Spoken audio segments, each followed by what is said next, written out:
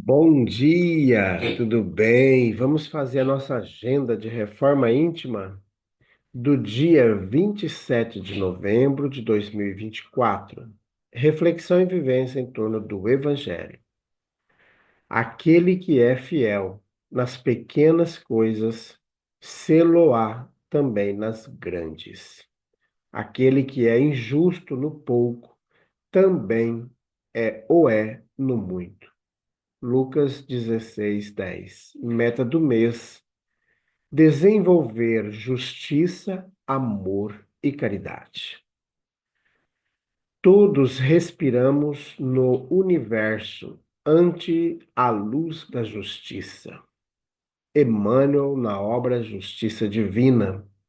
Meta do dia: compadecer-se dos defeitos do próximo, estimulando-lhe a prática do bem e do amor. Sugestão para a sua prece diária: prece rogando a Deus a bênção da indulgência. Elevemos os nossos pensamentos, os nossos sentimentos a Jesus.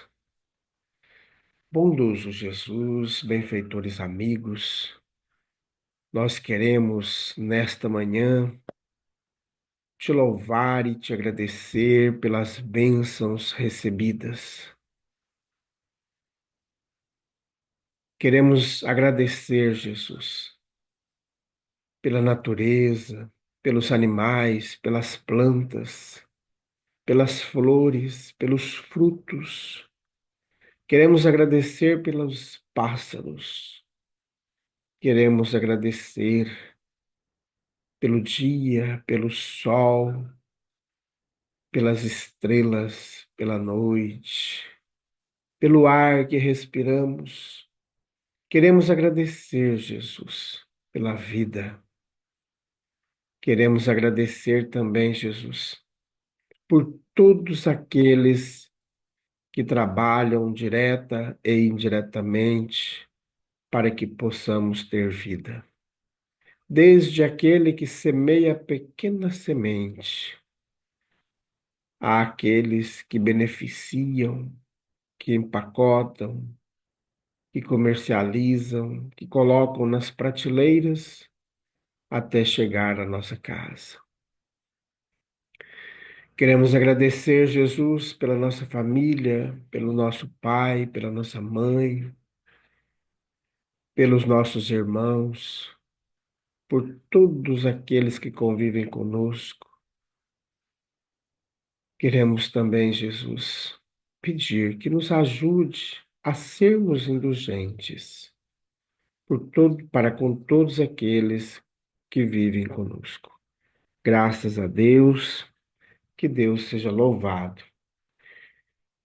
Meus amigos, hoje, quarta-feira, é o dia de desobsessão em nossa casa espírita, a partir das 8 horas da noite. Lembramos aos amigos a importância de cultivar durante o dia pensamentos alegres, procurar desenvolver a paciência, evitar as brigas e rixas, as contendas, buscar fazer prece durante o dia, ler o Evangelho, cuidar com os pensamentos, cuidar também com a alimentação. E queremos pedir aos amigos que chegue mais cedo em nossa casa espírita, porque 5 minutos antes das 8 horas, o portão da nossa casa espírita será fechado, tá bom? Então, busquemos chegar mais cedo. Aqueles que participam pela plataforma Zoom, também pedimos para chegar mais cedo, para que possam todos estar conosco nesse momento do tratamento espiritual. Só lembrando aos amigos que no dia de ontem, a nossa reunião pública, ela foi uma reunião especial, tratou-se sobre a pena de morte, produzida pela TV Mundial de Espiritismo, pelo programa Concafras. Então, por isso não tivemos a nossa reunião pelo Zoom. Meus amigos, nós vamos agora, nesses instantes, continuar o estudo da obra O Evangelho por Emmanuel, comentários ao Evangelho, comentário às cartas universais e ao Apocalipse. Estamos estudando a carta de Tiago. Já faz 30 dias que iniciamos esse estudo. Da mesma boca provém bênção e maldição. Ora, tal não deve acontecer, meus irmãos. Tiago, capítulo 3, versículo 10. Rixas e queixas. Julgamos comumente que os problemas de justiça apenas se manifestam quando questões graves nos levam ao tribunal. Justiça, porém, é assunto palpitante de todos os dias e cada hora. Precisamos dela para a garantia da paz. Quanto necessitamos de ar para a sustentação da existência. Nos mínimos atos, usamos justiça para assegurar a harmonia geral. Conhecemos a significação do lugar que ocupamos numa fila simples e sabemos respeitá-lo para a conservação da ordem. Todos estamos acordes em obedecer espontaneamente aos preceitos do trânsito, conformando-nos às paradas indispensáveis para a segurança da via pública. Não ignoramos a obrigação de acatar as advertências que regem o emprego da energia elétrica em aparelho determinado, a fim de que não venhamos a comprometer a integridade doméstica. Em sã consciência, ninguém desdenhará os direitos do vizinho se não deseja os seus próprios direitos menosprezados.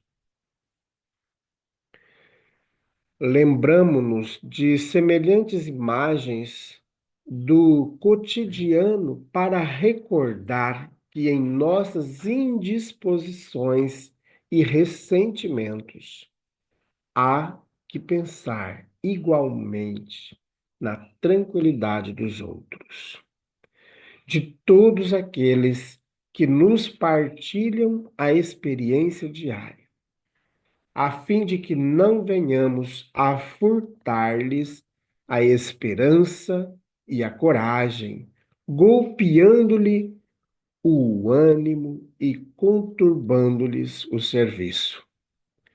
Evitemos rixas e queixas.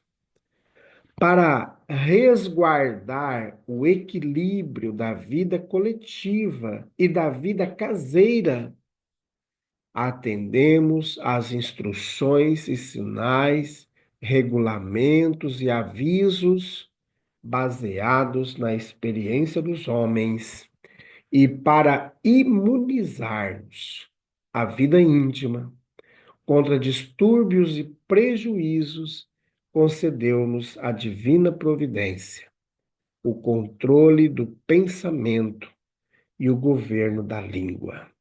Comunicação de Emmanuel, publicada na obra Palavras de Vida Eterna, da editora FEB e também da Comunhão Espírita Cristã, no capítulo 173. Meus amigos, os recados estão dados, bem claros, né? Eu acho que o Emmanuel aqui desenhou para nós a nossa conduta para que a gente possa evitar as rixas e as contendas. porque a gente gosta, né? A gente adora uma confusãozinha. E quando a gente vê alguém comentando coisas negativas sobre outros, a gente fica animado, a gente quer saber, entender o que está acontecendo. Então nós esticamos os nossos ouvidos para ouvir aquilo que não é agradável, né? Então a gente tem muita dificuldade para nos desvencilhar dessas coisas negativas. Só que é interessante percebermos que em todos os ambientes em que nós nos encontramos, existe regramentos para a melhor conduta de todos aqueles que ali convivem. E o Emmanuel traz até alguns exemplos, por exemplo, né? Você não vai usar uma geladeira, por exemplo, está escrito lá, usar com eletricidade de 120 ou de 110 ou de 220 e fazer a troca. Olha, eu vou usar, ela está falando aqui que é 220, mas eu vou usar 110. A gente já sabe o que que vai acontecer, né? Então, existem esses regramentos. E aqui, no finalzinho, o Emmanuel fala para nós dos sinais que existem dentro da nossa casa, dentro da nossa convivência. A gente estuda aqui na história que nos ambientes familiares mais restritos também tem regras. Nós temos no país, por exemplo, a Constituição Federal daquele país, né, que vai falar de tudo aquilo que no norte, né, geralmente dentro da Constituição não entra detalhes, né? A Constituição ela vai dar norte de conduta no geral, no coletivo, também alguns pontos no particular. E dentro disso vão se criando leis, vão se criando códigos, né? Os estados, no caso do Brasil, também vão fazer as suas constituições estaduais, os municípios também vão fazer as suas constituições municipais, que são chamadas de lei orgânica. Então, nós temos esses regramentos. Temos outros tipos de regramentos que norteiam a nossa conduta, no ambiente de trabalho, no trânsito, por exemplo. E no ambiente doméstico também, mas não está escrito lá uma lei, né, que nós chamamos de lei consuetudinária. É uma lei que existe, não está num papelzinho na porta da geladeira ou na porta do banheiro, que você tem que deixar a porta da geladeira fechada, que você sujou uma vasilha, você tem que lavar, que você tomou banho, você tem que estender a sua toalha, que está úmida, para não deixar em cima da cama. Você vai tomar banho, você já pega a toalha, toda a sua roupa pessoal, tudo que você vai utilizar para o banho, e não ficar chamando e gritando para que outras pessoas levem, né? Ah, você sujou, derrubou algo no chão ou em qualquer ambiente da sua casa, você sabe que você tem que limpar. Então, quando a gente começa a cumprir esses regramentos, por mais simples que sejam, nós vamos evitar as rixas e contendas. Porque as rixas e queixas que acontecem são porque muitas vezes, ou na maioria das vezes, uma das partes negligencia o regramento, sejam eles fixados por normas, sejam eles regramentos consuetudinários que existem, estão ali, não está escrito em lugar nenhum, mas aquele regramento existe. Então, quando a gente fere esses regramentos, nós vamos trazer dificuldades para nós. E aí é onde começa as brigas com a esposa, com o esposo, a briga com os filhos, a briga entre filhos, né? Os irmãos brigam. Então, tudo isso é porque há um descumprimento desse regramento. Então, se nós quisermos viver um ambiente de paz, de harmonia, cada um de nós tem que fazer a sua parte. E a minha liberdade ela vai no limite da liberdade do outro, porque eu não posso, por causa da chamada liberdade, interferir na liberdade que o outro tem. Então a gente vê que a liberdade correta não é o total, não existe uma liberdade total das coisas, ilimitada, não existe. Porque se eu tiver uma liberdade ilimitada, que eu posso fazer tudo que eu quero e desejo, e o outro também, nós sabemos que todos nós temos esse direito, mas eu tenho que ter esse direito dentro de limites que vão nos nortear para que haja convivência. Porque se eu achar que tudo que eu quero e desejo eu posso fazer, então o que que eu vou fazer? Eu posso agredir a liberdade do outro, interferir no campo do outro. E aí vai começar as rixas, porque o outro tem também os seus limites de liberdade. Então, quando a gente começa a interferir, nós vamos causar rixas, confusões. E quando a gente compreende isso, nós vamos viver bem. Por exemplo, eu moro aqui nesse local onde eu estou gravando o vídeo. Eu tenho vizinhos no lado direito, no lado esquerdo, no fundo da minha casa eu tenho vizinho. Eu tenho vizinho na frente da minha casa e do outro lado da rua.